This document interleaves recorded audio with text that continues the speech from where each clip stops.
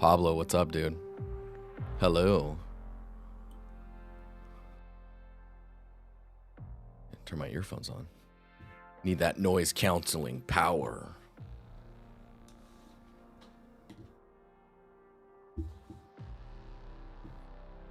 Ziggy, what's up? How you doing?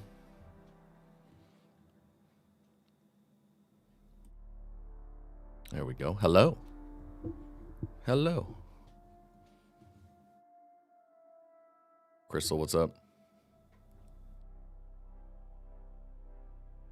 I'm good. It's running a little late. I had to finish the episode we were watching of Jujutsu Kaisen. So, also, I have a question for you. If you guys are watching on Twitch, is it 1080p or is it 720? Because I was not able to figure that out. Alonia, good to see you. Nice mustache, congrats. I just haven't been shaving. That's 720, dude. What the hell? Okay, well, if you want to watch it in 1080, go to YouTube for today. I need to figure out why that's happening. I don't know. Looks fine. All right. All right. Okay. I'll just let's just jump into it then. I'll just lower the music here, and you can listen to your own stuff. I will do the same. Oh, how are you guys doing? Let's see here.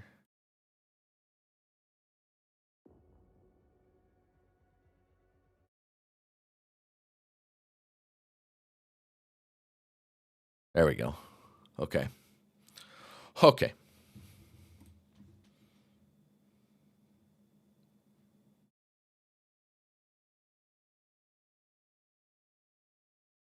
There it is. All right. So yes, custom brushes. I've been playing around with them over the weekend as well. Just trying to make some. I was streaming last Sunday, right? And there was dude Finn, thank you. Thank you for the resub, man. And there was a lot of questions about getting a brush set.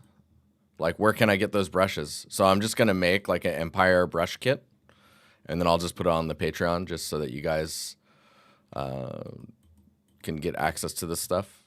I don't think they're crazy or anything, but I've been sitting here trying to make them shareable. Because, like, for example, the stone porous texture, like this one I ended up making. I painted it. If you can believe it. I painted the height map and then just generated the brush from it. So it's using my own texture now instead of like the existing Jolt Bug texture, since I can't resell her stuff. That'd be messed up. And then the trim smooth border brush is using my own alpha, so that's good. But I've been trying to add like a bunch of stuff. Like this rock one is using a free. It's like a mix of a bunch of different free height maps in combination with just a lot of blending that was happening in Designer. So that should be able to get added for free as well, without any like legal issues. Stalker, what's up? How you doing? Luan, yo, good to see you. Yeah, so we've got those. What was the other ones I was doing? This one I kind of use often. And it's just like, it's a sphere brush that just kind of gives you a more of a, like a spherical shape. But it molds up a bit. So I'm a big fan of that. Just the way that looks. And forgive me, I'm using a mouse, so it's going to be a little clicky in the background. Hopefully you guys don't hear that. It's too loud or whatnot. And then, what is it? I've got the chisel brush that I can use for drawing lines. And it's got some textural like wiggle to it. So you get these like nice irregular details on the side there. And then from there, you know, if we Control R on this, from there you can dent up the edges and whatnot and kind of make those details the way you want them to be. And then of course you can use the chisel if you wanted to like make cracks and all that jazz. So yeah, I'm just kind of going through and trying to get that all set up. I also made like a straight line one. So you can just click and drag and then you'll draw a straight line, which can be pretty useful. And it blends pretty well for how it turns. So that's working pretty good. Have I finished it? I have not finished that scene. We're in the midst of creating the pottery. But there was 2 more brushes I wanted to make, and then from there I can keep going. Yeah, I think you can do some pretty cool like blending and like natural, like you're saying, suspicious hieroglyphic type details. But yeah, since I've been doing all the pottery stuff and like trying to get a brush set that works really well for me, and not having to go to ZBrush for it, I've been sitting here trying to make some brushes that work really well. And I think the one other ones that I wanted to make was I wanted to make a brush. Let me see if I can find it. I wanted to make a planer brush, and then like a flattened type of brush, which maybe they have already. Let me see. Yeah, so like see this one flattens, but it's a little soft. Also, let me see. Let me turn the strength up on it and see what the flatten actually does. So it is continuously pushing in. So I wanted to see. So it accumulates. Maybe if we turn that off. Yeah, that's kind of, so it doesn't build up. Okay, that's good. We also want the plane offset to happen, so that way you can push down a little bit more each time. And then what else do we want?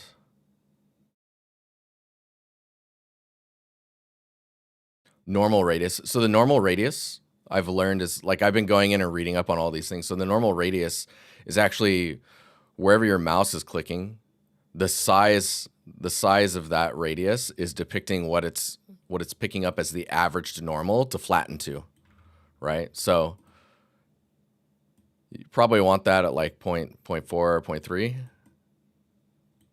So that should help quite a bit. The other thing you'll notice is as we go off the edge there, we get some weird, it's kind of like trim smooth or like adaptive, flattening adaptive a little bit. I want to see if we can lower that hardness as well if we turn that all the way up. Nice. Okay, so that can give us nice sharp edges. And you can see by pushing this down, this, where is it at? The plane offset. It goes down a little bit each time. So you can get some nice control over like what that even means. Yeah, see, I can just step that down each time.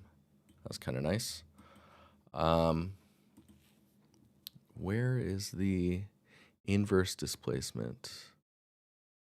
Drips. Yeah, it gets a little like meltedness, right? View normal affects only vertices with the normal that faces the viewer. So that's good for like masking so you don't sculpt past like your view. But you can see this is it's still trying to conform to the surface.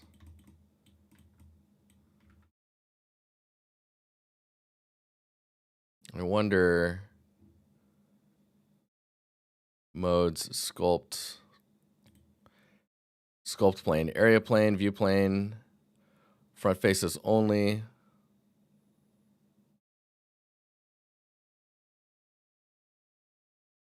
Topology. Tilt strength, normal radius. I wonder if there's more over here.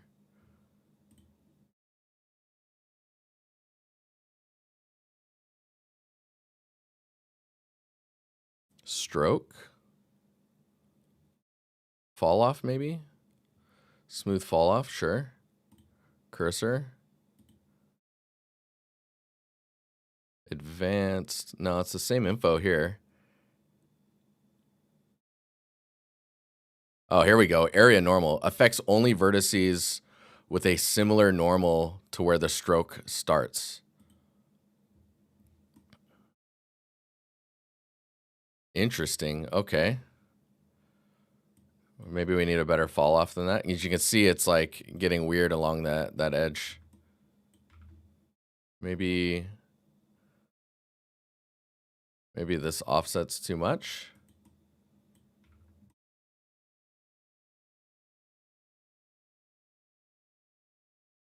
Limit it to 40. No?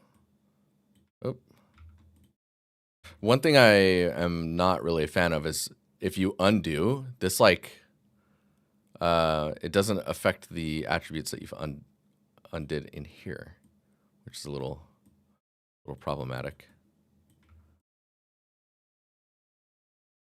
And it still does it. Flatten plateau. So this one looks like, okay, this one's bringing up to that plane. Okay, this one seems to be a little bit closer. Raggedy, what's up? We're trying to make some brushes. I want a flatten brush, so I'm just kind of exploring here, trying to get one. Let's turn the hardness up a little bit on that. Nice. You can see it still is, yeah, okay. I guess the real test is to do something like this. You sculpt inwards like that, and then you want to try and clean all this up. Flatten contrast. No, it's still not. Maybe the strength is too high.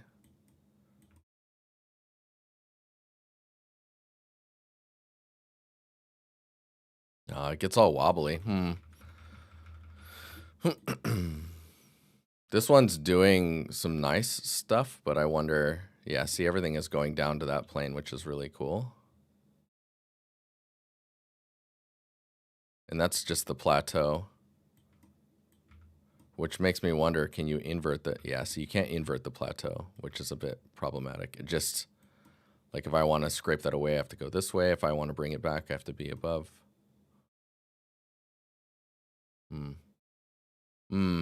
Okay, maybe I'll dabble with it a little bit more outside of the stream.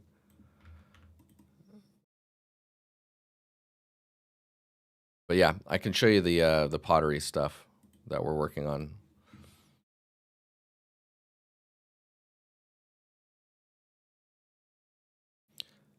Blender needs an undid hotkey. I mean, they have Control Z, right? But like, it doesn't Control Z like attributes that you've done in your UI, which I guess makes sense.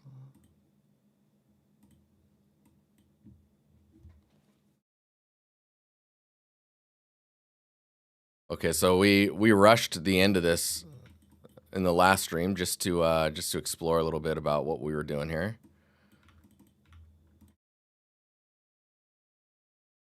I don't know where this thing went. There it is. So we're gonna keep working on this piece. I'll probably just use my mouse. You guys aren't hearing the click too loud, are you?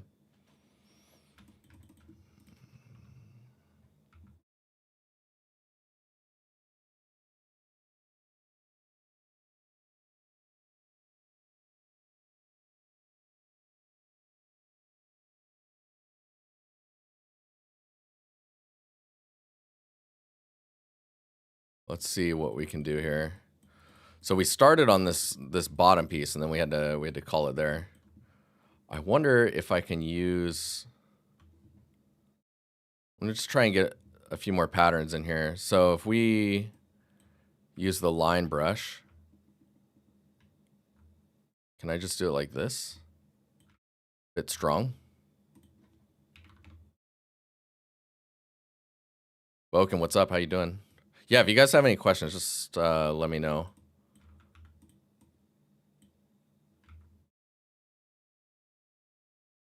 I wonder.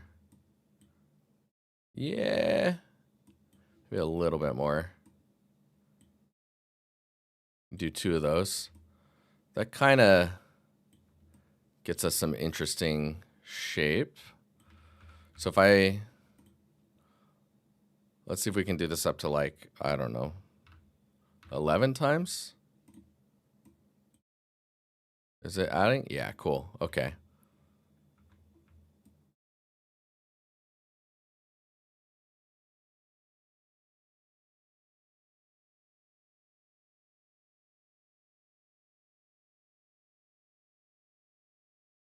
And then maybe we can flatten that out there.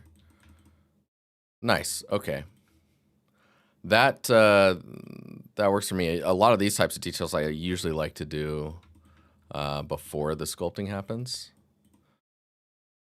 because you want to be able to chip away at this stuff. Make sure my mouse is really far away from my mic because it's like hella clicky. If you guys can really hear it, let me know and I'll just switch to a tablet.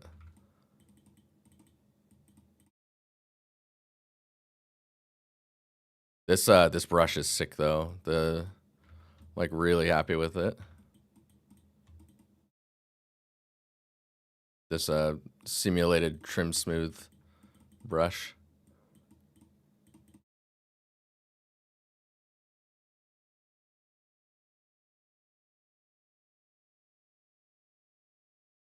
And basically just try and get some damage across that. Oh, cool. We got some accidental damage, which is always interesting. Those happy accidents, right?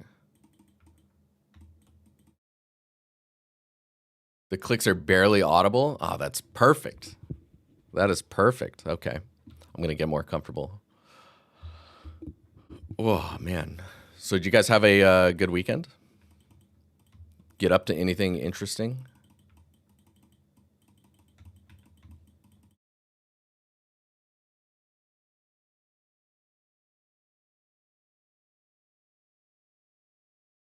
Wonder if I dip this way in here. This like interesting bit of damage on the bottom. It's very weird that pottery would have like a flat bottom like this. So maybe I should be thinking about that a little bit. We can do like 10 and then we'll just maybe, let's see here.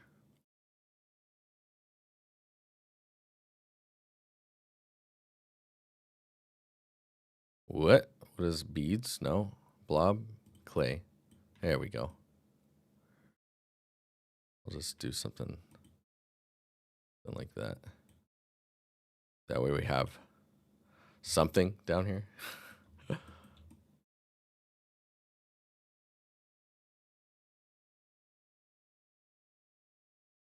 And then we can do, let's see here.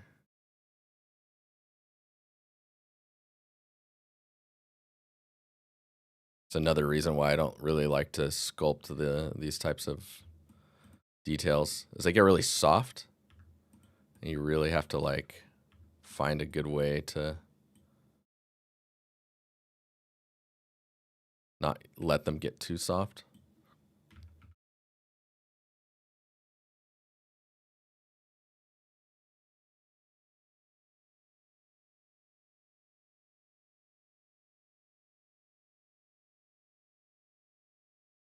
Oh man, you're making the move to Japan, huh?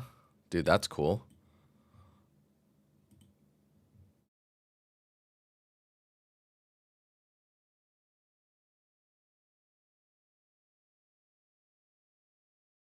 That's awesome, man. How exciting.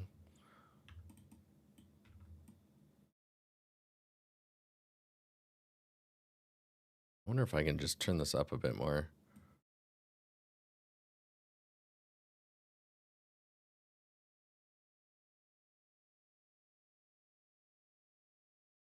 It's not helping me, I feel.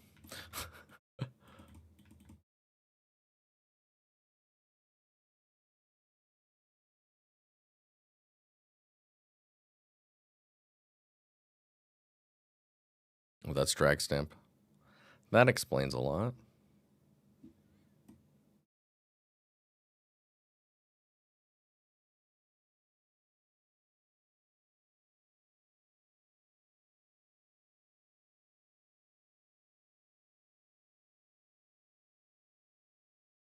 Cool. Maybe I can leave it at that and we'll just chip this away. You have to get a degree to work there? Oh, really?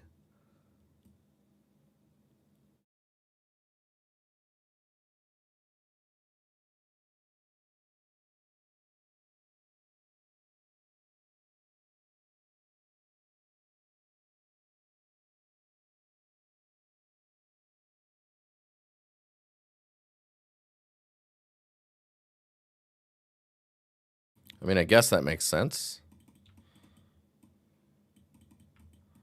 It's like a visa requirement. Oh man, Ziggy is such a good question.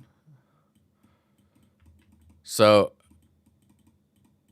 the questions around like, man, that's such a good question. No one's ever framed it like that. So how do you know how deep or sharp you need to sculpt your bakes nicely? Sculpt for it to bake nicely. So let's kind of dive into like the general idea of baking, right? So baking is just transferring normal information from the high poly to the low poly, right? Now, the more high poly something gets, or the more like contrast you have in the shape and form, the more geometry you're likely going to need in order for that to be visible. Like, for example, when I was insetting this area here, if this like, hang on, I'll draw it like this. If this detail was like this, if it was like this instead, where it's inset, the normal bake would be really flat because the cage is following this form, the average of the shape, right? So it wouldn't catch any of this information. So you would just get like this normal, and then this normal, and this normal. This is why it's always good to have like some type of bevels or anything like that. Or like this inset that this inner edge, because now from the cage bake, like if you pretend this camera view is the cage, I'm now seeing these sides, and those allow for the detail to actually be there. Quite often, I would say you need to be overemphasizing details. Like this detail here is very subtle, and I would say this detail is really best for helping me with mask creation, right? If you're trying to make sure that you get enough detail for the bake to come through, like anything that's a big silhouette changer, as long as your low poly supports it as well, is going to be looking good for your bake. But it's really about knowing how a bake happens, and it's just like the angle at which a normal is captured during the baking process. Sometimes you come back to modeling software and shrink wrap. I mean, yeah, I think that makes sense. Like if we look at this bottom piece here, you just want to make sure that the forms are there and that they're playing with the light. And then as long as your mesh that you're baking to helps support those forms, you should be good to go. Like for example, this edge here is a 90-degree change, right? And what we normally do is we tell you to you put a UV seam there, and in this scenario, you would also make it a hard edged. That way, the normal. Let me try and draw this again. The normal that meets this edge, if it's soft, the normal gets averaged, right? And then these all kind of soften out quite a bit. But if this is a sharp edge, this normal goes straight down, right? And then this normal goes up like this. So that split allows for this hard edge to be visible. And that split is happening because of your because of the edge being sharp, right? Now, the reason you want to UV split that is so if we bring this out here, this is not a normal. If we bring this out here and we think about it as UVs, if this is not split, right, between this face and this face, let's do it like this so that you can see what I'm illustrating. If you don't split there, the normal direction here will be like this, and then the cage will be soft, so the normals will get skewed. So it'll become like your normals here will be affected by these normals as you get closer to this edge. Now, by splitting it, if you do like this instead, I hope, hang on, I don't think you guys can see that. So if you've, hang on here. So if you've got normal islands for this, so 1 and 2, 1, 2. If the normals are not, or the UVs are not split, the normals won't have any space to pad the way that they bake. It's kind of a strange. What I would suggest doing is modeling something like this. Maybe we should do it, but by splitting them in your UVs, you're allowing the bake to add padding on both of these islands, and that padding helps blend between the two in a more natural, like harsh edge. I think I should just make a thing really fast here.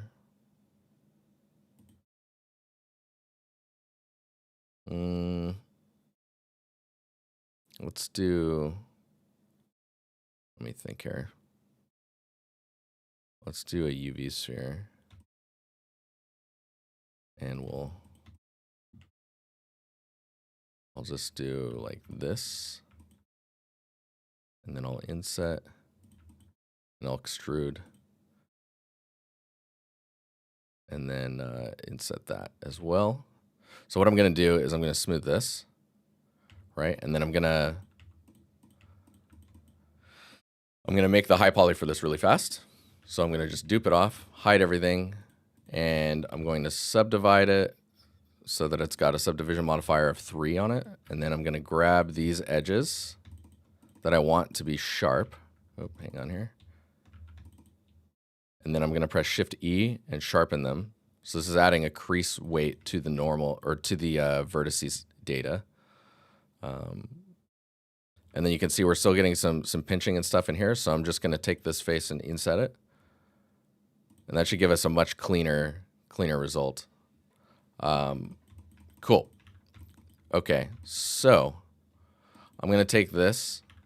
I'm going to duplicate it to the side, and we're going to do one where I UV it. So I make it a hard edge, and I'm also splitting the UVs. And then I guess this is going to be a bit weird because we're dealing with a sphere, but I'm going to split there as well. And then with this one, I will do the same thing.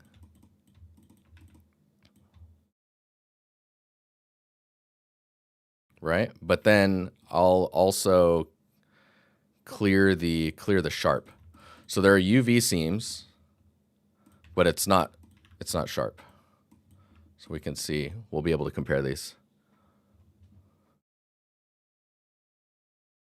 So let me just unwrap these in the same. I'm going to join these. I don't know if that's going to break things. I don't think so. Famous last words. Then I'm just going to unwrap these. And these aren't beautiful by any means. I mean, even I should probably split these as well. Let me grab these really fast. I'm going to split here and here. Actually, I don't need to split this part. Now, the reason I don't need to split this part, just as a quick explanation, is because the angle isn't, I usually do a UV split once you hit like really close to 90 degrees. So maybe like 85 or so. Then I'll be like, okay, I need to do a UV split. And I mean, you could, it's probably safer to do a UV split on that. Actually, I'm going back and forth a little bit on this because I didn't plan to demo this at all. So this is all soft. This is all good to go. I split up here so that this loop is no longer a circle, and I'll do the same here. So it looks like those are all set. I'll just unwrap again. And then you want to make sure that these little guys are straight. We'll quadrify those. And then, of course, there's some skewing going on. Oh, we got another. Hang on here. Oh, I did not mark this one.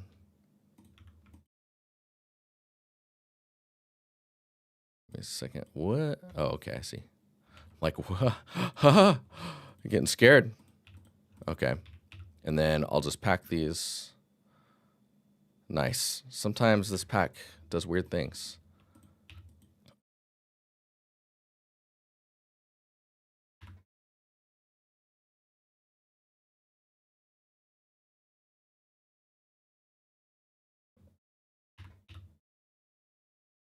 I need to make sure that the islands are...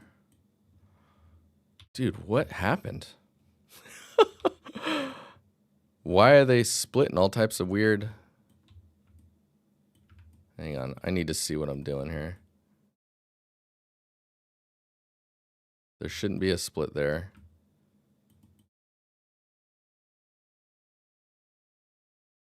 There should be a split here.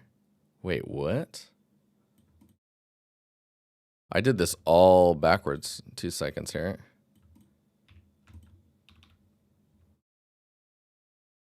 What are these?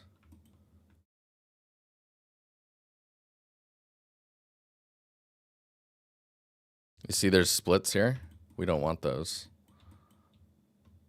How about this one? Where are these at?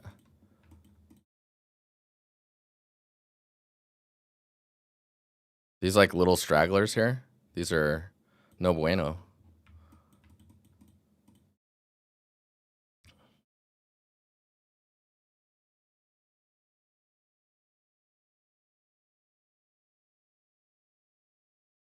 This one too. Dude, that's so weird. Why are those splitting like that? Okay. I'm gonna trust. The Spanish is on point. Okay, let me make sure that these unwrap okay. That we quadrify these pieces. And then pack. It's so weird that that wouldn't pack like everything. Do you see this? This is weird.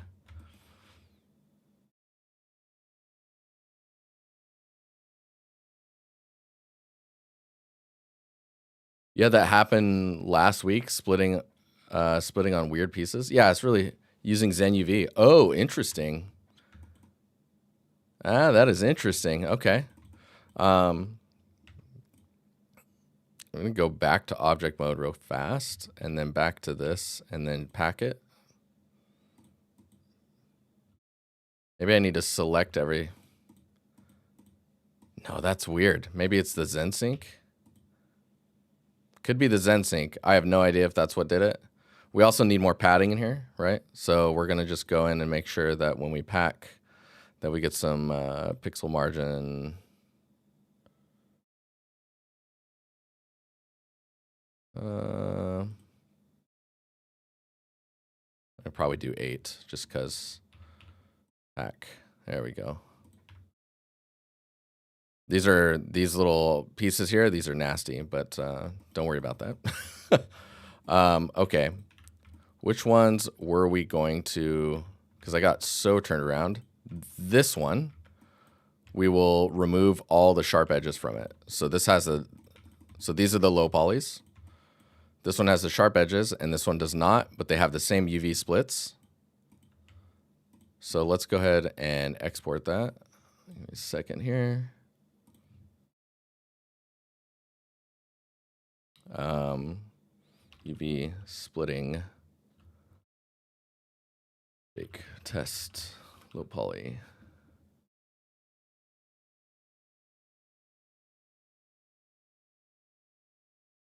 Cool. And then we'll grab the high poly.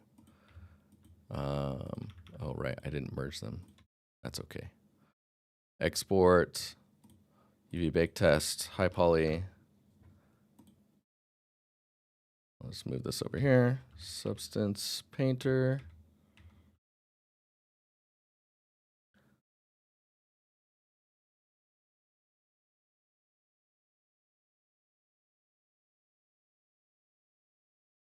Burke, what's up? Is it Burek? Oh my God, are you blind? I'm blind. Jeez. Okay, I'm gonna do a new file. I'm gonna select that mesh.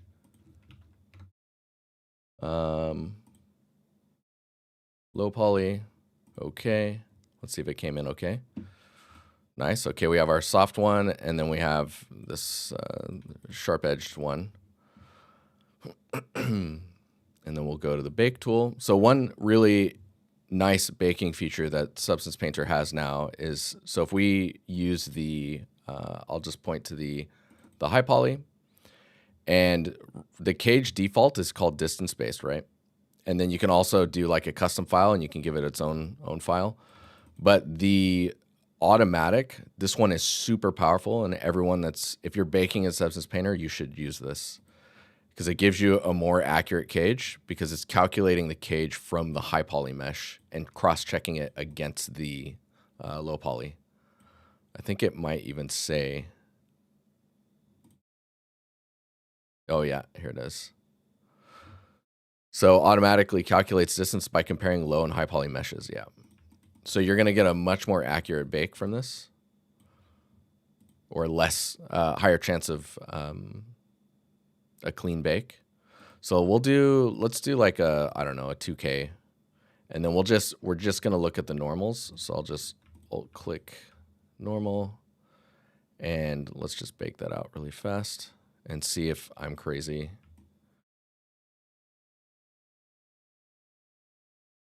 Wow. Okay. So the bakes look good. Let's see what the flats look like. Maybe I should probably put like a color on one of these.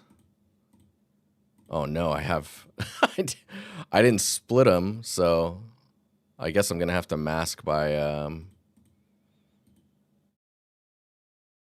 black mask. So the bakes for them look fine, which I'm actually surprised about.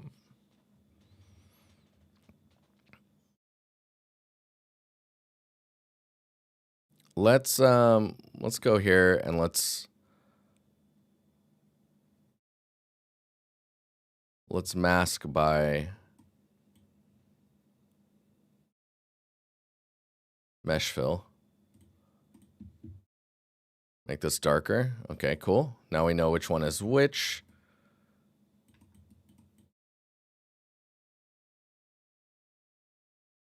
That didn't help us much. I need this to be an actual different color. Okay. Nice. All right, so when we're looking at this, let's see if we can, there we go. I probably need to be viewing the normal. Let's do that. The baked normal. Okay, so man, I'm gonna have to switch between base color and normal. This is kind of annoying. Maybe I'll add the, let's do this. I'll add a fill, and then I'll put the base color as the normal map.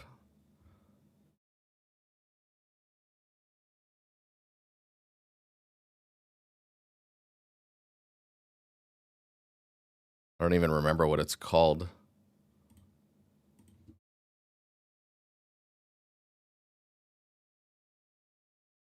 Because there's a bunch of normals in here. I need the project normal. This hasn't been hard to find before. That's kind of weird.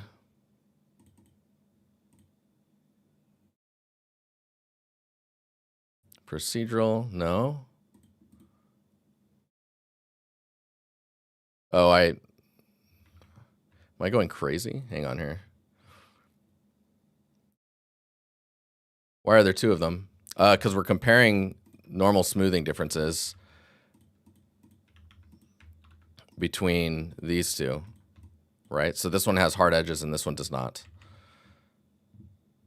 And I can see the issues already, but I want to see if we can illustrate them a little better. Because in your normal matte bakes, you want to try and avoid gradients when possible. And you'll see the one with hard edges has less gradients. But I'm having the hardest time finding the normal, like the project bake for some reason. Project, textures, there it is. I'm gonna just put it in the base color. And then we'll do base color. Then I'll get rid of this.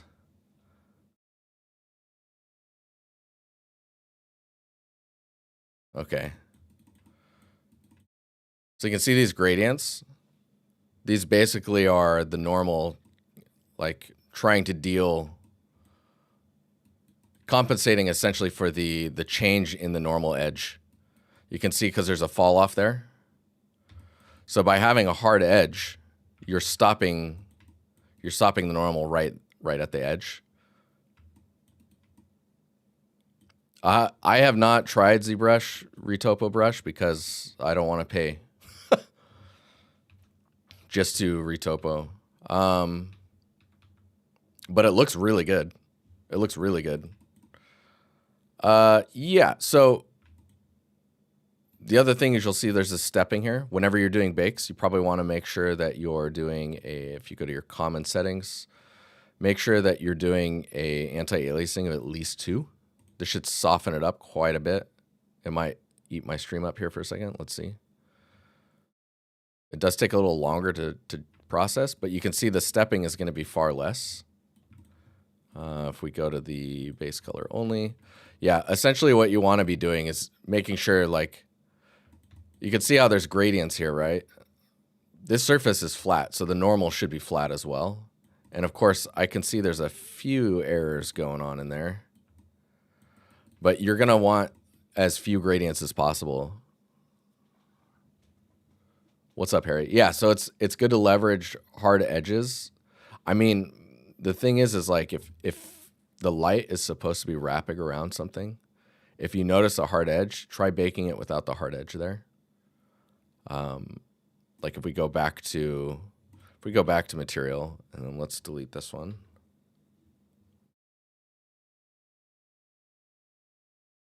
One thing you'll see, and I don't know if it's just in Substance Painter because I haven't tested it in Unreal in a while, but if you turn shadows on, for example, you can see like shadow calculations. If we do like intensive, is going to catch those. This one's interesting. That's really intriguing. What the heck's going on there? That must be what we're rendering with. But yeah, this type of stuff, that might not need a hard edge in this example, right? Maybe it's just this inner area. Man, that's so strange that this must just be the rendering in Painter, because that's not in the normal and that's not in the geo. But yeah, these are where it's like, okay, maybe this should be a softer, not a hard edge. Because you can see in this example that the hard edge or the UV split is there, but the hard edge is not.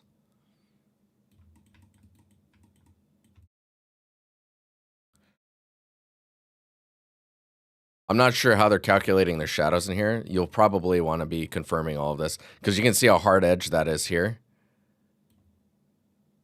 even on that seam. And on here, it's really soft, but it also looks kind of wrong, right? It's more about like which one looks better to you. Man, the longer you sit here too, it like softens up. That's so interesting. Yeah, so hard edges definitely are going to show up when you start shadow casting, or like shadows are starting to roll across them.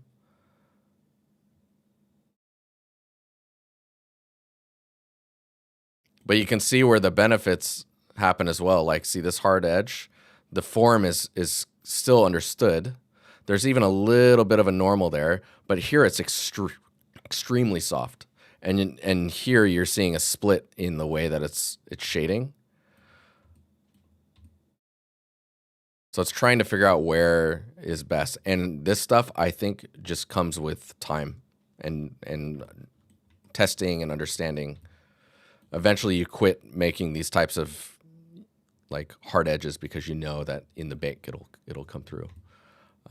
Yeah. What's up, Nature? Yeah, so those are kind of the differences between like what's going on with hard edges, what it does to the normal bake. Like, I don't think did we have any padding in here?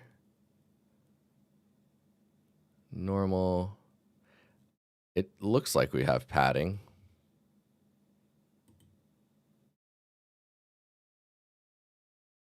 Dilation, 32 pixels, yeah. Yeah, the normal looks so much better with hard edges, right? It just reads, and of course it's sharp, but you wanted it to be sharp in the long run anyways, right? And from back here, the only thing you need to be worrying about is these type of shading errors, these guys. I wonder if we can just go in and correct that really fast. So if we take these loops and we just clear the sharp from them. Nice. Now we only have, yeah. Oops. Bumping my mic here. Yeah, now that should be better. Let's just export this again to the low poly, and then we'll go back to Painter here. And then I always forget the hotkey, but the re-import meshes. Okay. So you can see it's a little better, but you can see the normal map is now doing the compensation. So we need to rebake the normal. So we'll just rebake that really fast. This is also a terrible unwrap approach with the... But even in this bad case, yeah. So now you're getting the best of both worlds. Control-Shift-R. Thank you, XL. How you doing, man? Good to see you. How would you recommend unwrapping the UVs? Like I have, I think. There are some splits. Like, oh, you mean because I'm saying I wouldn't do it like this normally? Spheres get weird, man. I don't know. Like, maybe you could split it like this. And it's mainly to kind of get away from skewing when possible. Like, the reason we straighten these out is because you remember when we were looking at the stepping in the normal map? We put this in the color here. You remember when we were looking at that stepping? This stepping gets worse. Like if this area was not straight, you would see a lot of stepping here. So actually, if we go in and let's not straighten them. Let's just unwrap it and then pack it. Cool. Okay. So this is with like curves everywhere. You want to try and avoid curves whenever possible, just because pixels don't follow curves very nicely, right? So let's export this out. And we'll go to the low poly, and then we'll go back here, Control-Shift-R. There it is. Mesh updated, rebake normal. Yeah, spheres are always kind of weird to unwrap. Okay, let's return back to this. And then let's go to base color. I think it's not going to be too bad because of the aliasing, anti-aliasing we did. Tries to soften that up. Let's turn that off so you can really see it. Well, it's still not too bad. Maybe we lower the resolution because the lower res the texture gets, the more important it is that these are straight because you have less pixels to help compensate for the issue. So if we bake this at 1024, let me make sure that these are all in weird shapes too. Cool. Base color. Oh, it's not too bad. That's kind of wild. I think if we go to the flat view, let's see.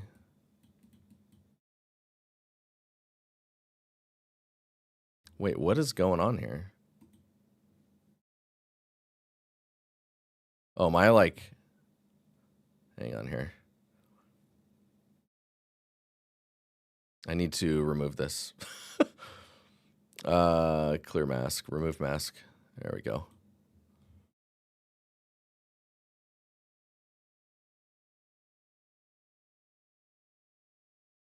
We're starting to see the stepping here. So that noise. And that noise comes through when you're looking at your material. So if we turn this off. It's very subtle.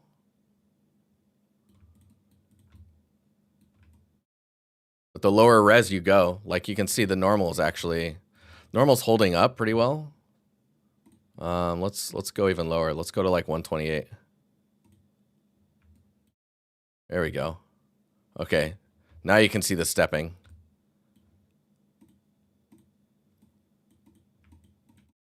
Yeah, so this is where like it switched from one pixel to another and it's doing this stepping to try and like compensate for it. My background lights look like normal. Dude, I have never thought about that, Ziggy.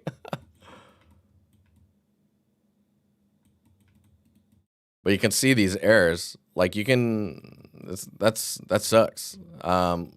Let's go in real fast and just take like, let's take these ones. And I'll just grab these.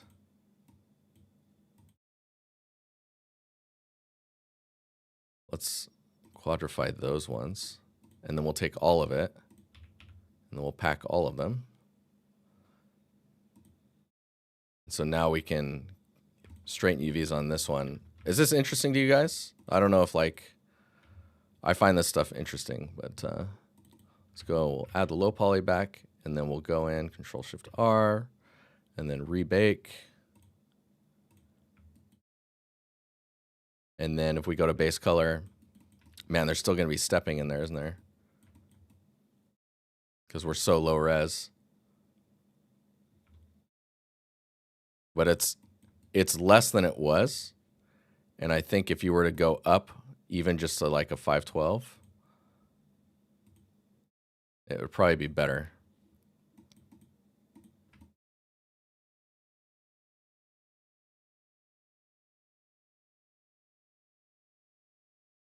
Man, it's so particular.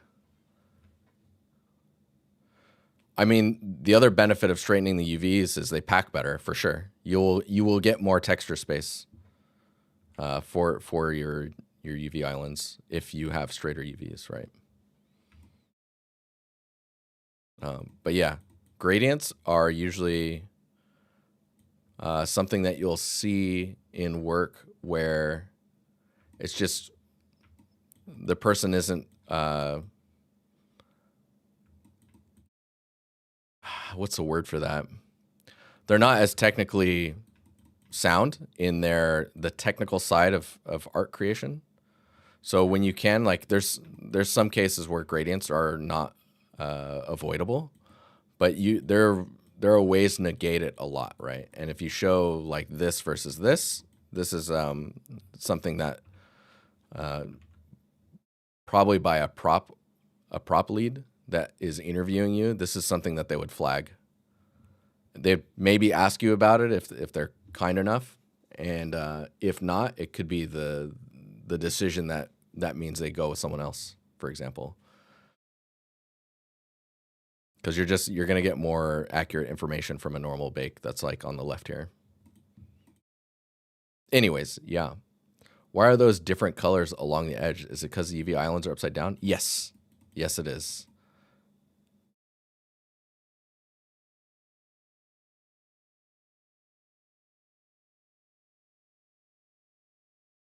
The other thing you could do is like splitting it like this could get a little weird.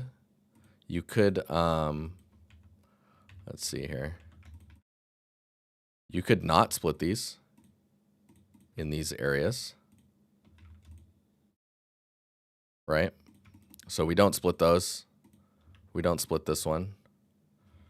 Let's unwrap that. And let's also pack. Right, so now we don't have those. Oh, we do have hard edges though. Hang on here.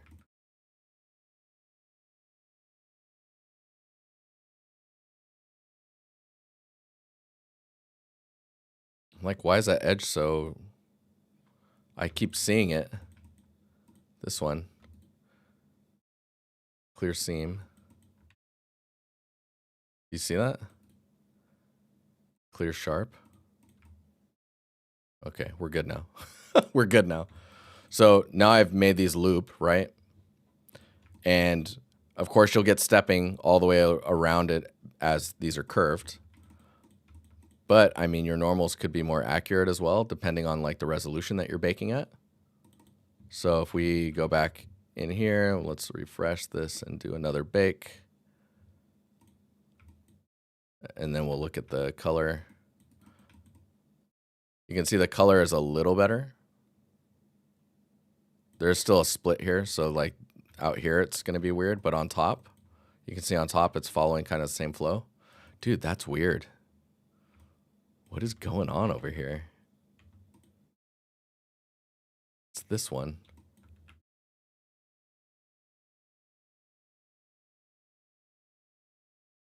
It's those. Why are those?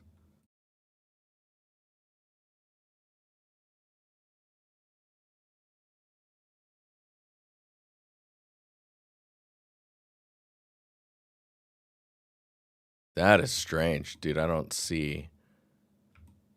And UV island wise, it's all good, I think. Yes. Oh, now we're packing weird again. I don't know. I think it's packing like the last selected. I think it's because of that. It must be.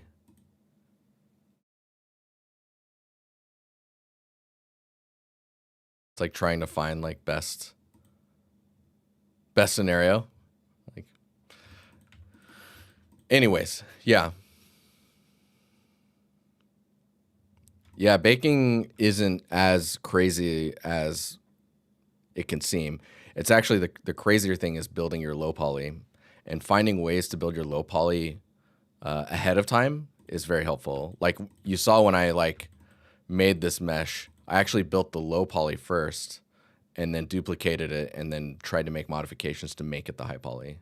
That way I already had the low poly and I can just unwrap it. But when shapes get really complex, that can get a little wild. Yeah, anywho. Back to this thing. It was a bit of a lesson, I guess.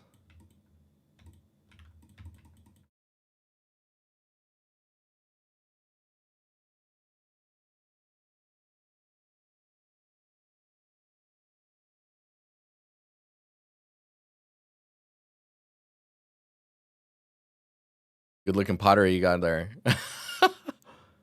Are you going to bake the pottery?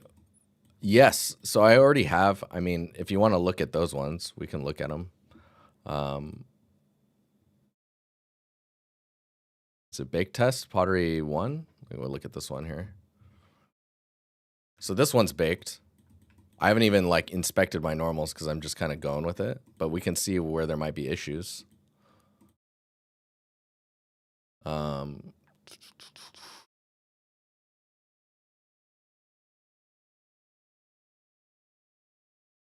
Bent normals. Where are you at, normal? There you are. So this is kind of crazy. This is also kind of crazy. And I think I don't have a split there because the normals, or because in the low poly, I don't think I put a seam there. If I go to the baking tool, let me look here.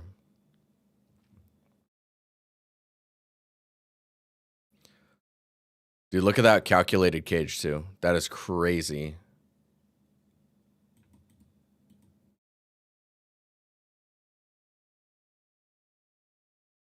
But yeah, let me go back to this. This is not great. You can see these are not straight. These are not straightened, which I don't know how easily I could straighten those because they're not in quad form. Oh, like look at this thing. That's gross. You could do like a soft select or pinning the corners. Like we could do, well, I won't dive into that, but you could pin 4 corners and then grab the whole thing and relax it. That would probably do the trick. But yeah, straightening any of these will net you more UV space, for example. But these gradients, these are pretty spicy. I wonder what this will look like with the shadows.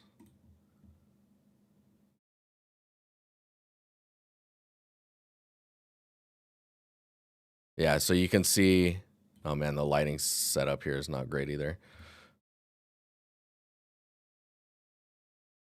Right, okay, so you can see the shadows. It's going to become quite soft because of that.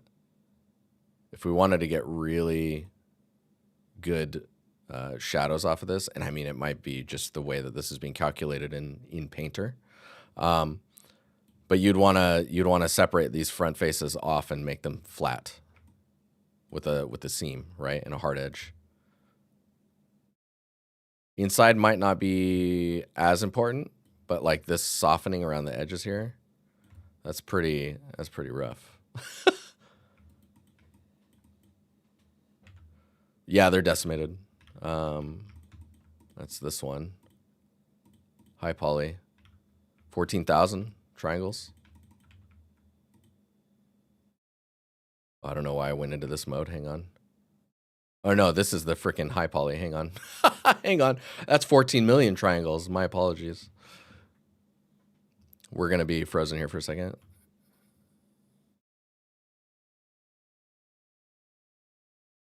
$7,800. Yeah, and you can see how soft it is everywhere. These are another thing to watch out for. Let me delete that.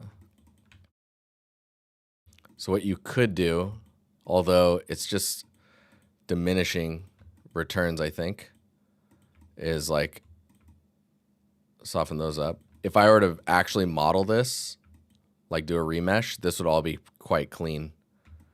And then it would go up in a clean extrusion up the side and around. One of the other benefits of doing the modeling yourself for the low poly or for your bake mesh. Okay. We got this piece. Is this, so it has a subdivision on it. Let's hide that. Okay, let's power through some of this.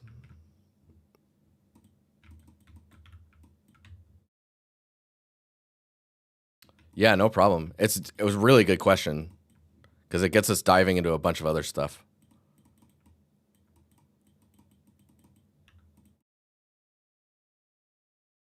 It's like these technical things that no one ever really talks about.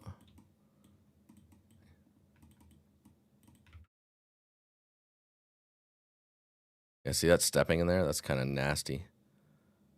You can get rid of that. That'd be nice. I wonder if I can just chip this whole corner off here.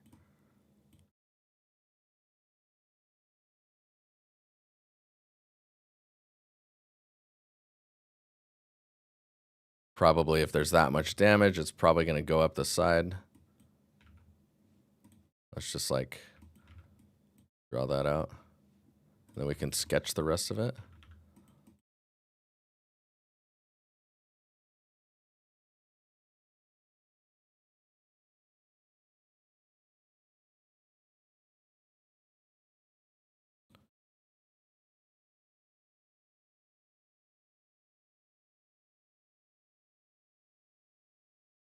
No idea what type of damage that is. It's looks like some type of sharp gouge.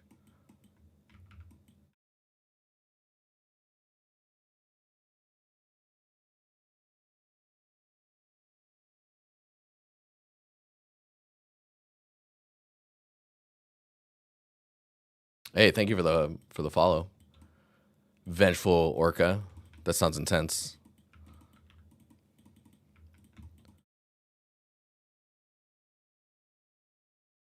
Drill. Hey, thank you. We're just you know, we're just chilling. Just doing our thing. One thing is I'm denting up the bottom edge of this, and you can see just from even this upper view, this allows for the silhouette to be a little bit more interesting. Even if the geometry is lower poly, you would be able to see that change in the normal. And that goes a long way for making things feel a little less digital or like three-dimensional.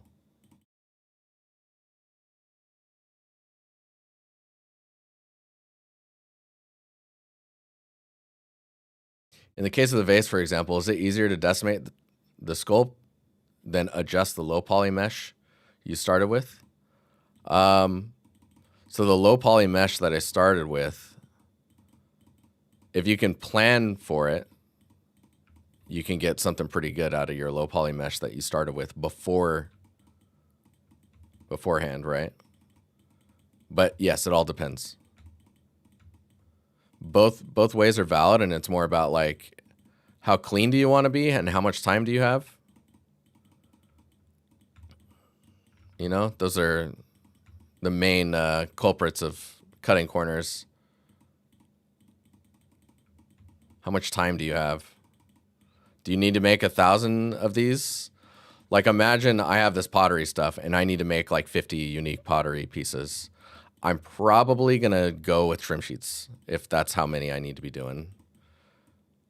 And if I'm lucky, I will sculpt those trim sheets. If I'm not, they'll be like doodled. Maybe in designer, something like that, right? It's all about how much time you got. Would you sculpt the wood for base damage bases? Would you use this sculpt for wood damage bases? What do you mean wood damage bases? Unreal crashing. Oh no, 0. Raggedy, it's gonna be okay, man.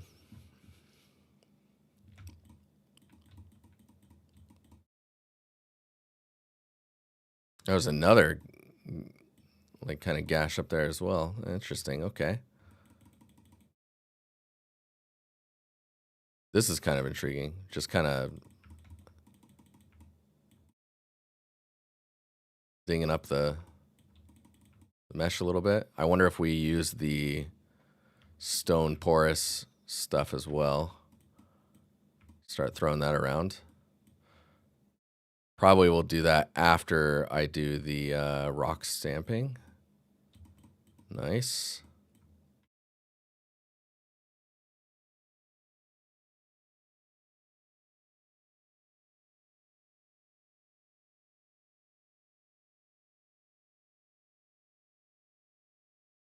Yeah, and then we'll put the pores where you don't get too much.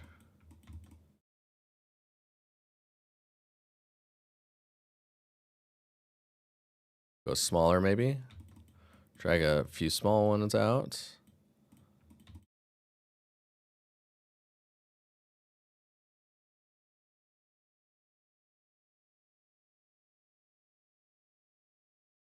Oh, right. We forgot about this area.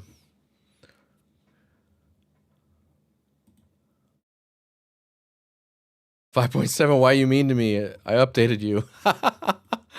Oh, no. Dude. Brutal.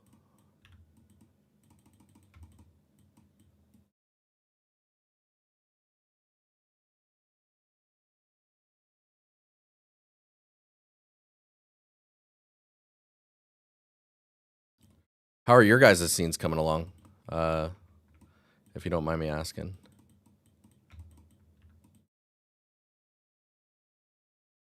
Clicky click. Clicky click click click.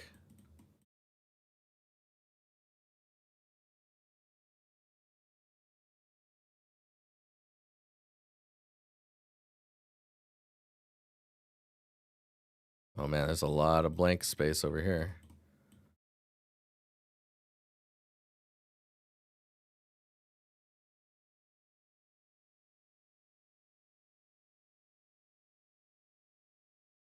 You're curious about the texturing phase.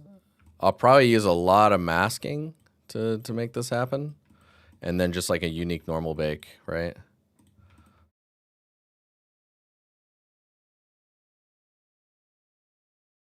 What's going on here?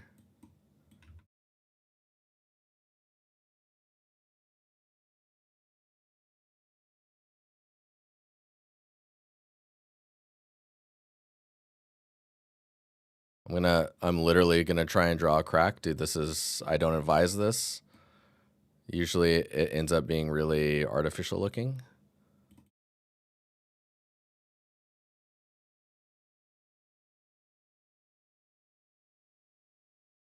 I'll take it.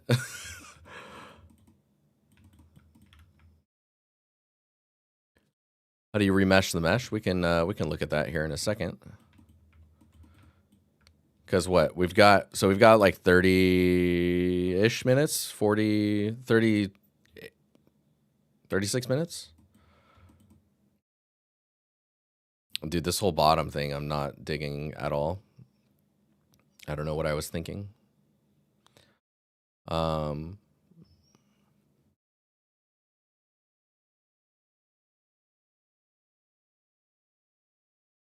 just gonna try and chisel it up a little bit so it's got some harder edges.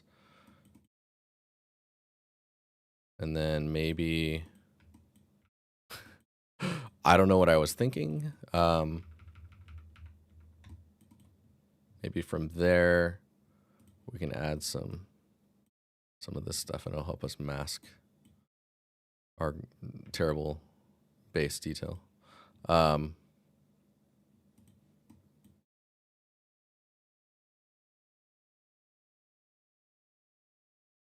Cool. It happens. Okay, so, oh, right. Hang on here. We got a little bit more information needs to happen up here.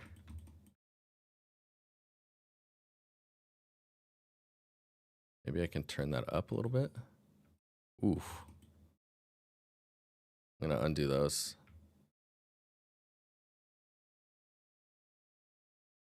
I don't have rotation on this brush.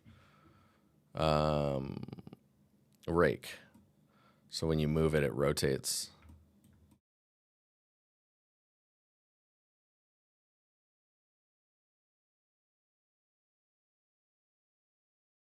And then we don't need to do the top here because that's just going to get sorted out by itself. Let's get some porous details in here. These porous details, I should advise you to not do them until you've duped off your mesh for your low poly. Just because that information will show up in your low poly mesh while you're trying to decimate stuff down. It's the same with like this type of information here. Like none of this stuff needs to be retained. Maybe like this crack and all these little details here. But yeah, you probably don't need much of that. So let's say that we're gonna take these pieces here. And we're gonna turn this into one mesh that we bake out. So we'll grab these two.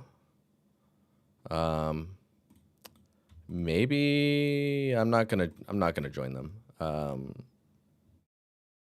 Pottery 3. Wait, how am I naming the other? Yeah. Pottery 3. 01. Hi, Polly. So that way I can keep them separate. This one will be 02. And then we'll dupe these, hide everything, join them, and then we'll do a sculpting and then a remesh. We're going to remesh at a bit of a lower poly, something maybe around here. It's going to get quite soft. All right, so you can see we lost a lot of detail. And this is the part where like maybe you could shrink wrap, right? Maybe you could do that. I'm going to just soften some of these details out so they're not accounted for in the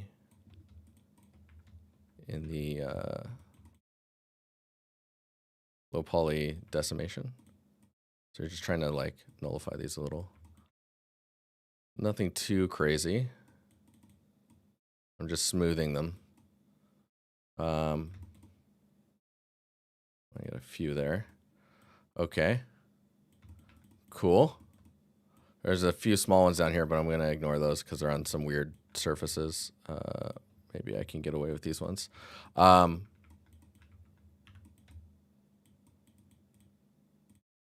Cool. Okay. So now we will go in and we'll do a remesh, or a decimation rather. You could do a remesh, but it tends to get kind of funny. I'm going to do this too. It's like you don't need much of that info, right? It's the bigger cracks in those deeper areas you want to... Just less information for the decimation to try and calculate. Hopefully that makes sense. Cool. Okay. So we could do decimate.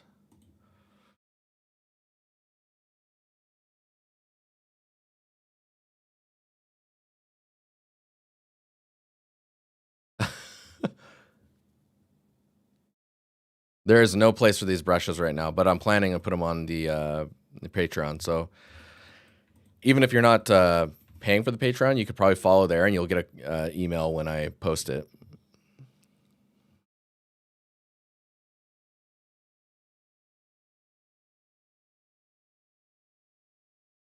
Ooh, you're modeling a Grippin. Dude, cool.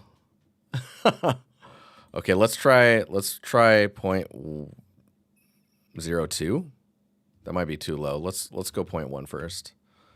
We'll just see where we land. Just give it a second here.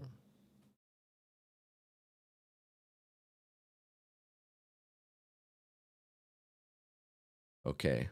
Let's look at the wireframe.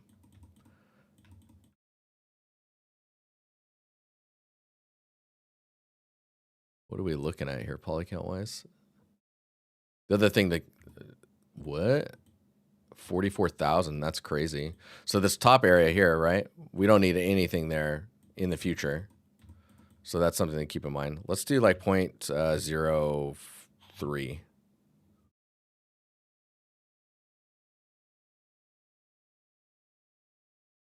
$13? Yeah, sure. Nice. Okay. So we'll accept that. And then we'll press F2. Hang on here. We're going to grab the name of the other model. We're going to just call this low poly. So this is the whole thing, right? If the whole thing were done. And then I'm going to go around real fast, turn this wireframe off, and just look for these like weird shading issues. Like this one, and I'm just cutting I'm just pressing Control X on the vertice.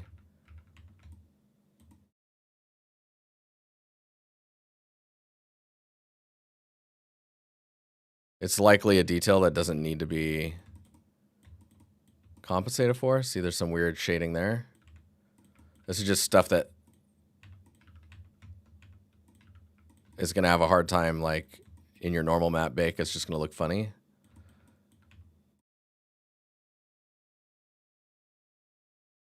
And yes, I'm making a bunch of n-gons right now as well in some cases.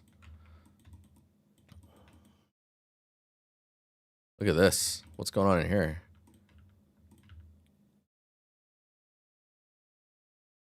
Oh, there's another one. Yeah, so this is kind of like some wild cleanup going on here. Okay, there's another one. That one's really bad. Holy cow. This one looks like we're getting some weird triangulation stuff. You can see how it's like getting this stepping. We'll just grab these and you can turn them. I'm using machine tools to do that. It's just the 2 key. So whenever you see weird shading, just investigate it a little bit. See what's going on. See if that geometry is actually needed. This is very nitpicky. I will say that. Whoop. Hang on.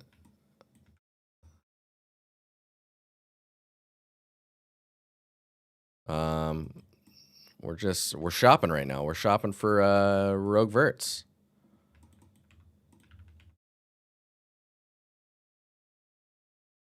There's some nasty ones in here. My God. We'll just connect those two. Okay. We're not going to be able to get them all, of course. Dude, look at this area. What is happening in here? What if I cut that one and flip that? Do I need that vert there? So now we've got n-gons everywhere, right? I'm just going to select everything and press Control T, and it'll retriangulate everything and just kind of wipe all those out.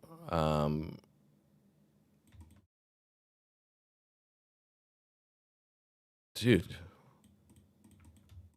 Wild. Okay. Okay, cool. Now I'm going to go through. Let me just save this.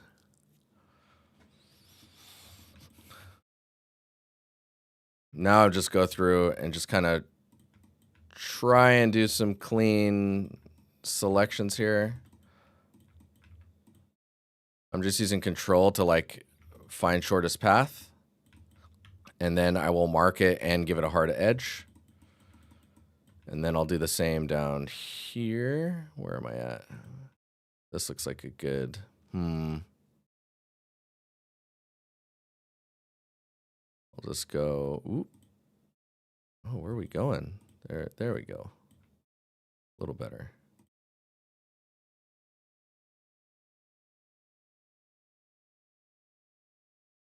This is how we get some weird UV seams sometimes as well. So it's got to inspect as you go.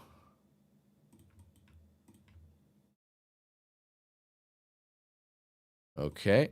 And then we'll find an edge to split down. Sure.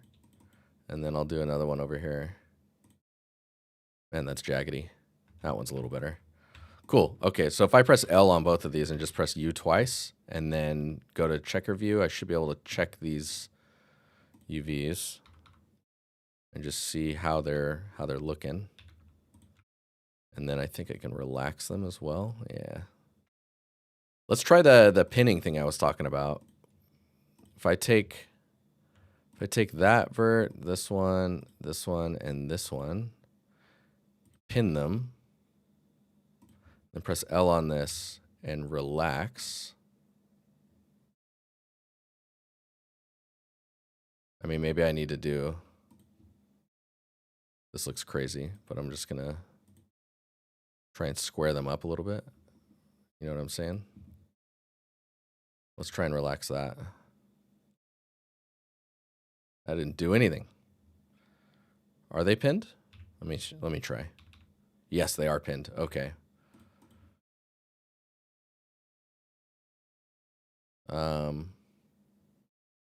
Weird.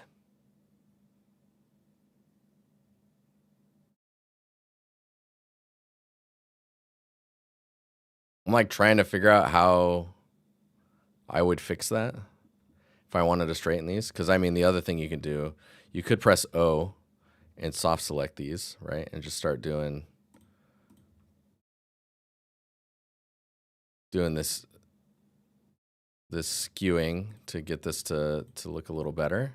And then if those are pinned, I should be able to relax that now, right? No, that relax? That's Zen UV's relax. Where are we at here?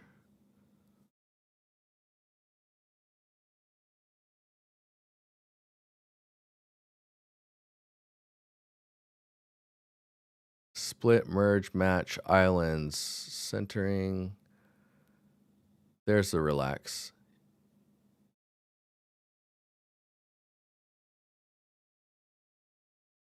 Does it not respect pins?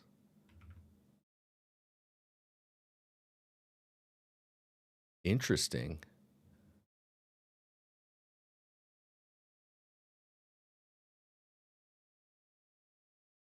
Do you think it's still worth going for 3D environment art career these days? To switch to something else if you're still learning and barely any junior roles posted? Man, junior roles have been difficult for a long time, even before the stuff that's going on right now. I can't decide if it's worth it for you. Do you know what I mean?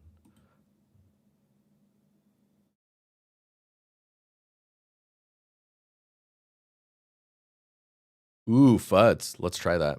But I mean, right now it's pretty spicy, but it's spicy everywhere. I don't think it's just the games industry. It's basically tech anywhere. But keep in mind that there's a lot of industries that want the skill sets that you're developing for building environment art or 3D art in general. So don't hesitate to think about how you would diversify your skill set or like the job opportunities that are out there, right? It's a good question though, man. It's not there's no like clear answer to it either, really. Yeah, and there is a lot more beginner roles than there usually is. It's true, Raggedy. But they're probably more focused around areas that are industry centric and not so broad as they were before. Like getting work in like Latin America or like South Africa, I think is harder than it was before because the junior positions were low before, but there was this idea of a lot of remote work. But I think a lot of remote work has been dialed way down. And remote work for a junior is also lower because there's a lot of training and work that needs to happen when someone joins that's new, not only to the project, but like also to development and all that stuff. Okay, so let me try. I've got those pinned, right? I can see they're pinned. Fuds, you were saying you pin the corners and turn on live unwrap and then move the pinned vertices to get it to straighten. Live unwrap. I'm scared.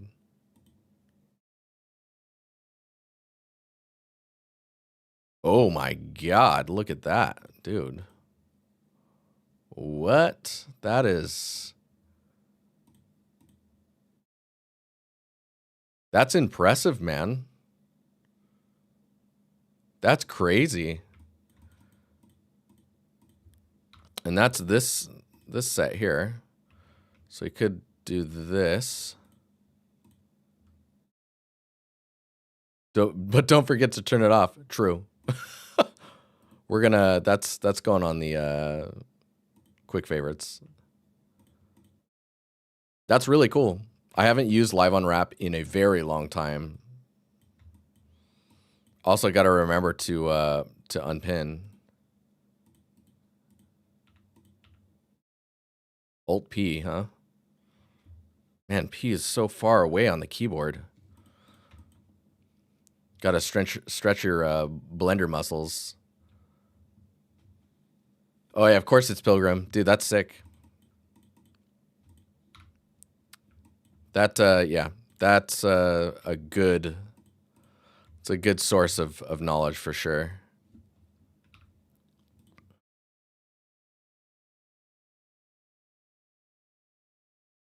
Man, that's crazy. And then live unwrap, and then you just move these around.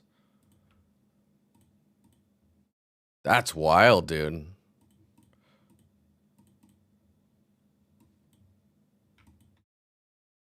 It's like, I'm not even mad. Black magic, indeed. One of the other things to know as well is like you can see these two are of different sizes. You can actually go to the UVs and there's a thing called average islands scales, and you can just, I have it in here, average islands scale. And if you click that, it'll make sure that these islands are the same size that they're supposed to be. I probably need to make sure that, oh no, the pin is not being respected in that. That's interesting. But yeah, now these should be the same resolution. So if I scale these up, you can see that the size of the squares in the UV texture is the same, which is really useful. Anyways, let's keep going because we got to unwrap the rest of this just for our little demo here. So I'm going to take this whole bottom piece here. I'm going to just do this. And this is a really weird way of doing it, but sometimes you'll see me UV like this. I'm just going to try and clean up the weird spikes.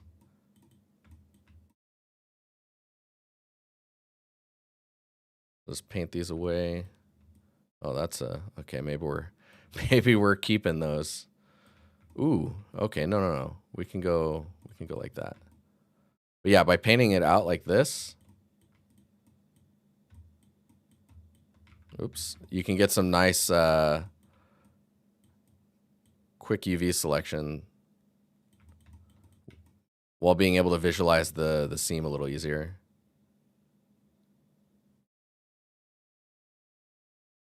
Is that, yeah, I'm gonna just cut that out. So you can see what I'm doing. I'm checking like this is like, where does this looks like I should cut in here. So this is me thinking about how it will bake. And trying to just kind of, what is going on there? There's a horrible vertice in there. And see where, see like that edge? That should probably be with the rest of this. So I'm just gonna go in and pull that whole thing away. I'm gonna do the same here. Same, well, that one's plainer enough with that.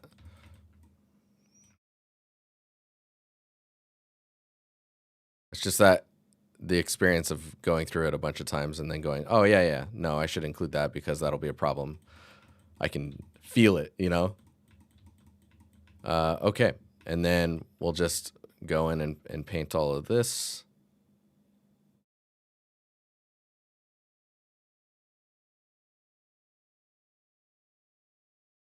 I'm gonna hope I got all of it. And then we'll mark all of that, and we'll just hit unwrap on that and just check. Nice, okay. The other thing that's really nice is you can select these islands, and you can hide them if you need to, like, if it gets too cluttered for you, you know, and it's just easier to kind of sort through the stuff. Okay, I'm gonna add just a few splits. Where's that one? That one's there. Maybe I'll do another one here. And then maybe I'll split it one more time.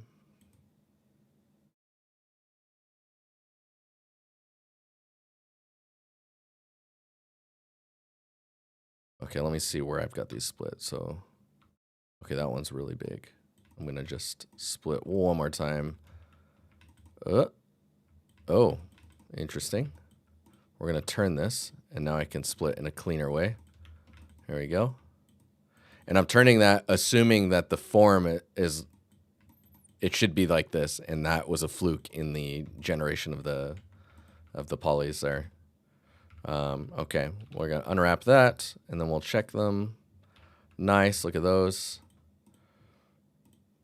Let's grab these corners. Oh, whoops.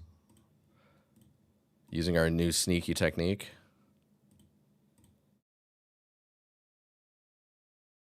Man, this is wild. I'd never used that before. This is a must if you're wanting to use more space in your UVs.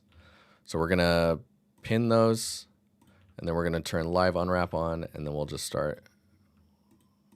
We'll move these around, get them cleaned up. That is freaking crazy, man. I probably need soft select off too.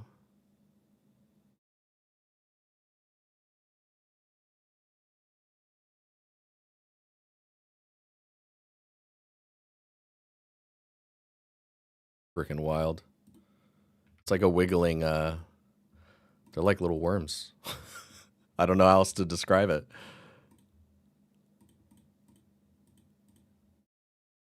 Oh, I think also, if I turn this panel on, you can go to the tweak, so you can just grab. So I don't have to be pressing G. I always forget that exists.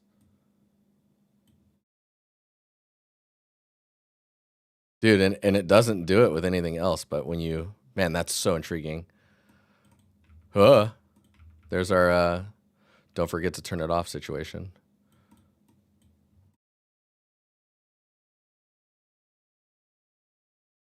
Interesting. Okay. Onward. That is very powerful, to say the least. Okay, so you can see this is a clear edge. We should just follow this. It's like a roller coaster, right? Find the cliff, ride the cliff.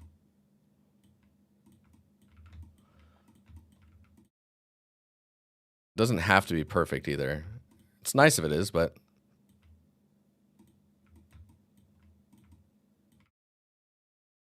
oh man, I don't this. There we go.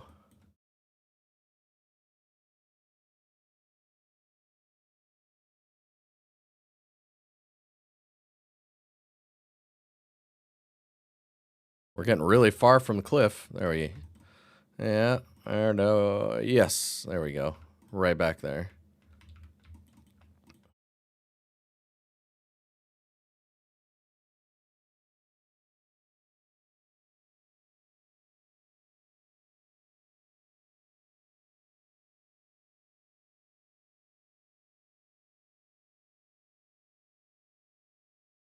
It's kind of like Topo Gun. Is it Topo Gun that does this? Or like Resum? Oh, we went too low. We're off the cliff.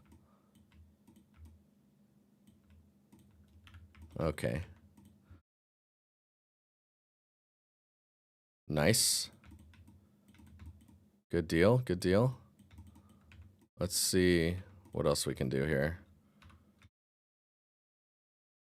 Okay, this piece. Oh, this could be, I don't know about that. This is going to be messy. I was seeing how these were generating in the previous mesh, and it's just really gross around the edges here. So probably have to go in and clean all of that up if you want it to be really good.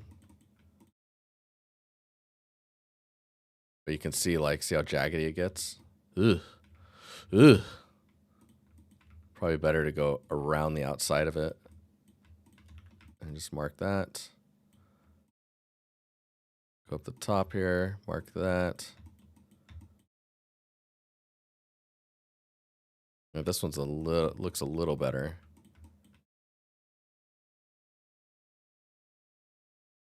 Why is this model in tries? All your models should be in tries.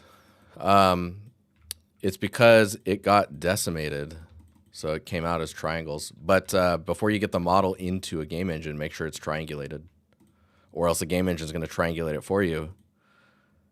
And if you if Substance Painter triangulated it different than Unreal, then your normal map is going to be confused as to what it's looking at, and it's going to render differently. Basically, you can't trust your normal map if your triangulations are going to be different between softwares.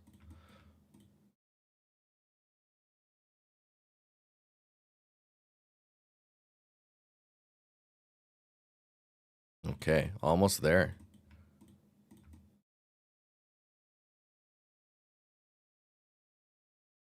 Hope that answers your question, Pixeled.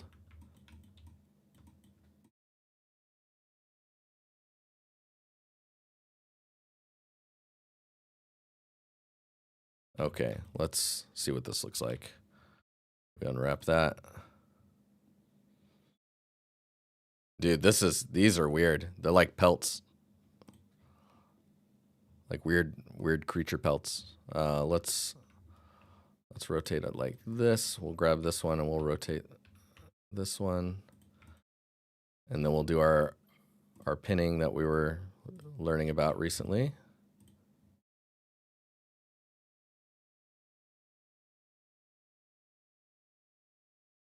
Man, that pinning is wild. I'm going to be thinking about that one for a while.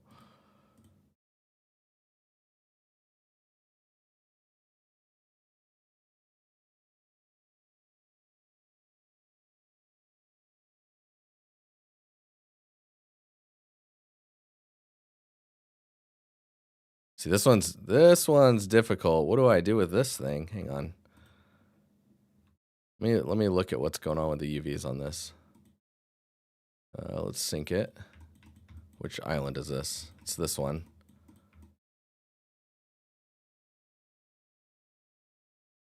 So I might need to pin these.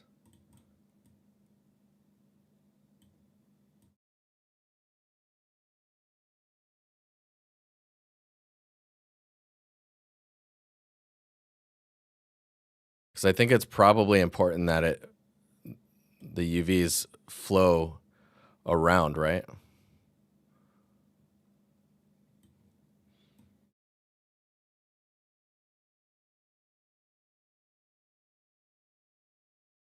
Man, that's powerful. It's kind of crazy. So we probably need to add these ones too. Let's go ahead and just start moving this one. That's this one.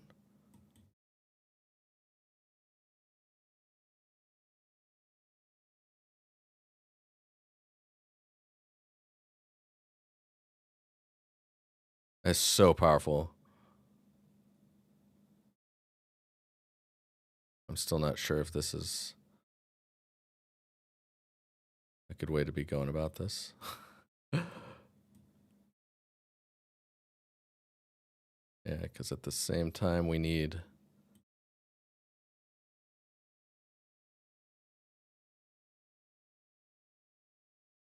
these to flow nicely.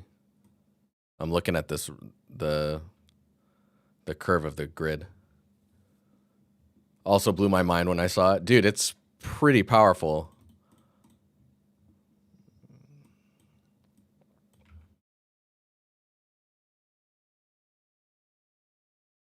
You're just like, what the hell?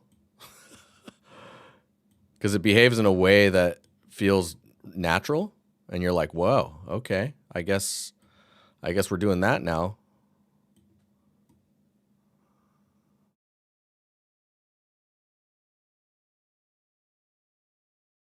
Just make sure I pin these ones.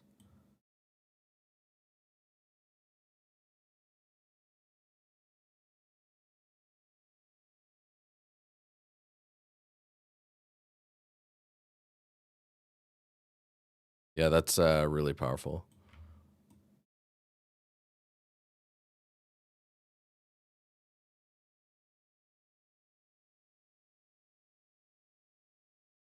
Cool. Okay.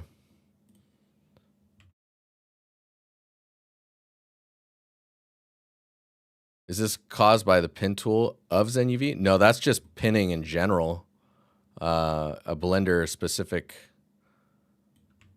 tool. And that's just right click and there's pinning. and then you make sure that you turn live unwrap on. Okay, so this should all be, let's make sure we unpin everything. And then we'll turn that off. Average the island scale. And then pack. I'm like, is it gonna pack? I guess we'll just leave that how it is. Let's pack that again. That looks pretty good. Of course, like the bottoms, like if this thing could tip over, it's good to have the resolution quite equal along all of the pieces. Let's look at the UV Pack Master, and let's go up to 16 for padding. And pack again. This should give us maybe a little better of a pack. Yeah, cool. Padding.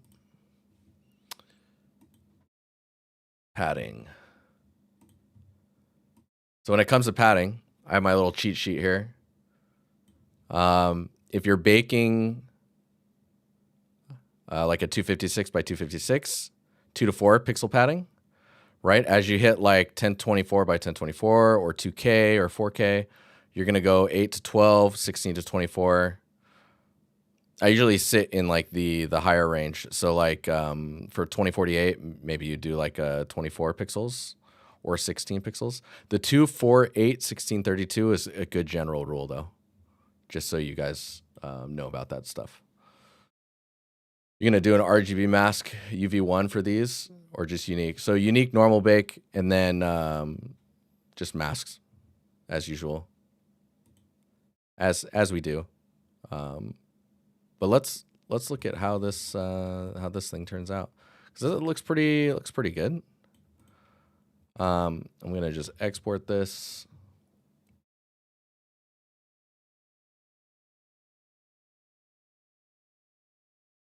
Need to find where I put all this stuff because I always forget. Pottery, there it is. Pottery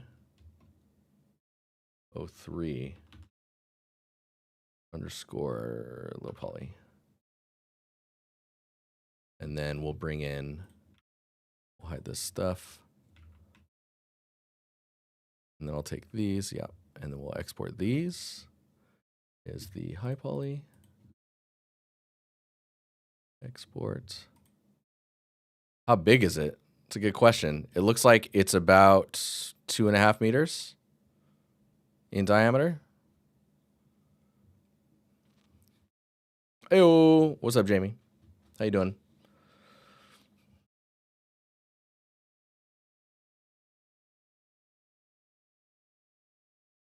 Dude, that's wild. Is there UVs on, generally speaking, on my freaking high poly? That's crazy. Okay, Painter. Let's go into Painter. We were looking at this bad boy before. We're gonna just do a new, select, and then gonna go to the, wherever the heck that was. Where did I save it? Export, path, there it is. Please give me path. Low poly.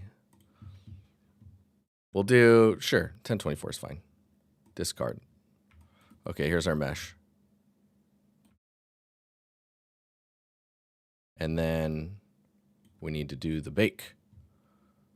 Let's close this. We'll go to the bake. We're going to point towards the high poly. And then we'll do automatic experimental for the cage. So we get a good cage.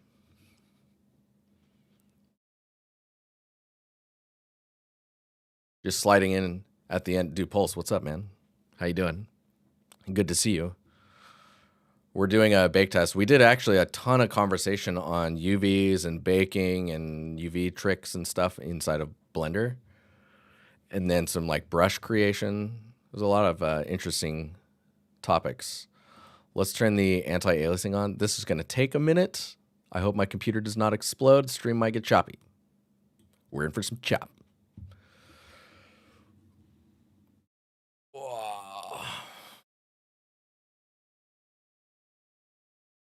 Time to get that Patreon. Dude, hell yeah. We got to get a boat.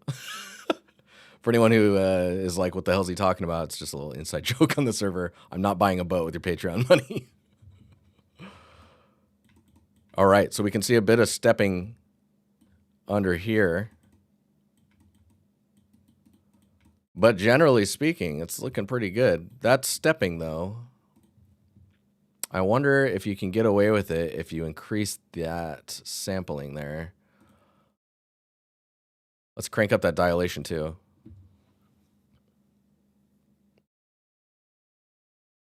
Baking in Painter.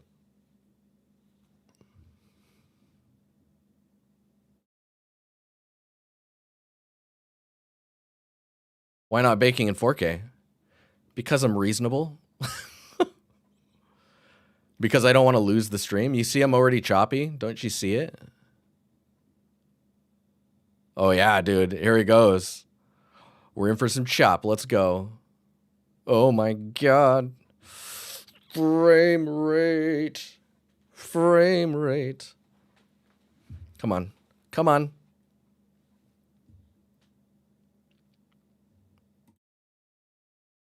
All right, that's definitely better. Yeah, that's way better. Nice. Time for a new rig. Oh, dude. In this economy, not even Patreon can save me from that.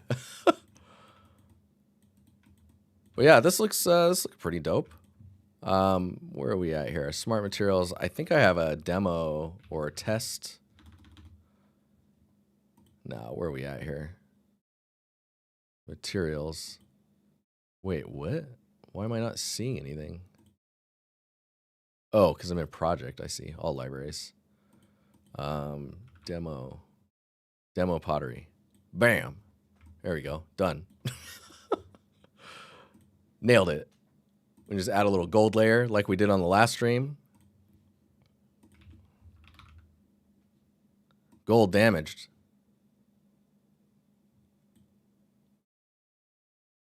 Get a mask on there. And then we'll just go in. We'll delete this. We'll go into this mask. Oh, yeah. Get that gold.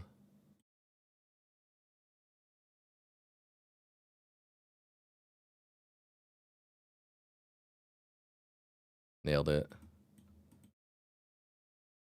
We're golden. The Demon Slayers knew, man. They knew. Demon Hunters was a prequel to this bake.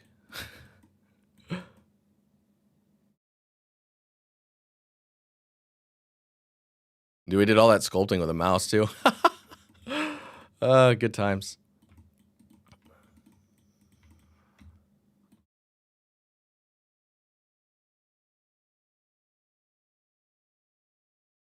Instead of using a paint layer? Yeah. I mean, we're just demoing here. I'm not going to submit this thing. We need to properly make some masks and stuff, too, so. But yeah, we could add like a fill real quick and do like edge highlights and whatnot.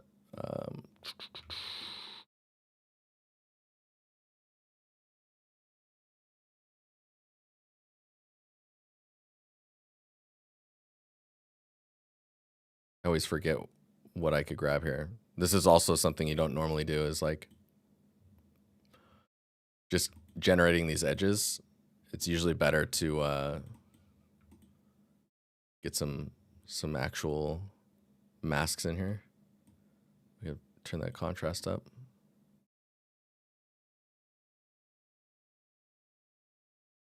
Nice.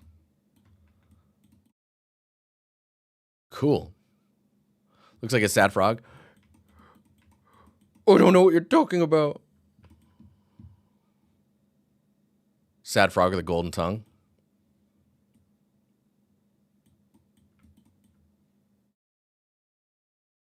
Is he sad like this? Or is he mucho mad? Okay. I think it's time for me to go. Oh, man. Interesting. interesting stream there.